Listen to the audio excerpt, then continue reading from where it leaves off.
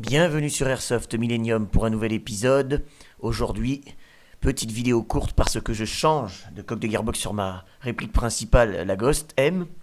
Et oui, après ses fidèles et loyaux services d'environ 4 années, elle a rendu l'âme. Alors, ce n'est pas pour cause de vieillesse, c'est de ma faute. Et on va en parler brièvement. Il faut savoir que cette réplique-là, je l'utilise entre un Joule 2, un Joule 5. Et le sorbopad qui figure sur la tête de cylindre que j'avais mis, il est vachement souple. C'est un 40 degrés.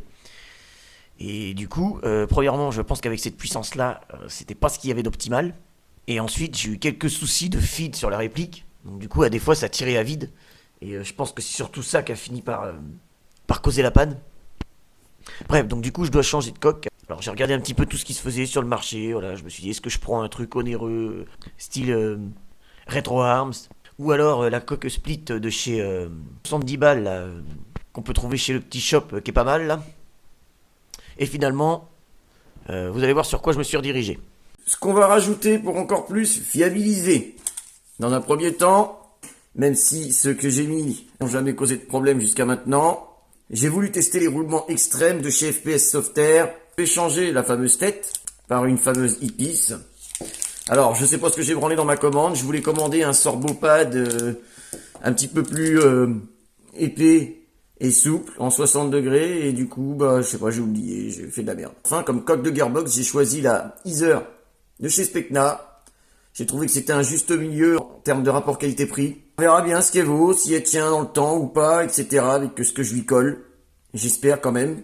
Voilà. Allez, je vous reprends quand le bulle est monté. Petite parenthèse, les gars. Donc, on a 3 roulements. Celui-ci, c'est le FPS Software. Celui-ci, c'est le Specna. Alors, honnêtement, j'ai l'impression que c'est exactement les mêmes. Celui-là, c'est le renforcé, enfin le extrême. Et celui-là, je sais plus si c'est un SHS ou un FPS Software classique. Voilà, j'ai l'impression que le Specna, qui est directement dans la Iser, et le extrême de chez FPS sont les mêmes. Donc ça y est les gars, le bulle est remonté. J'ai testé vite fait. C'est nickel. Donc là, j'ai chez une 7.4, elle paraît grosse comme ça, mais c'est... Franchement, elle a pas de patate.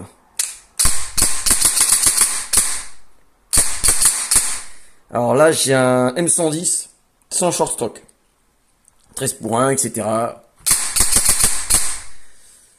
Bon bah écoutez, ça me paraît nickel, hein. C'est reparti comme en 14.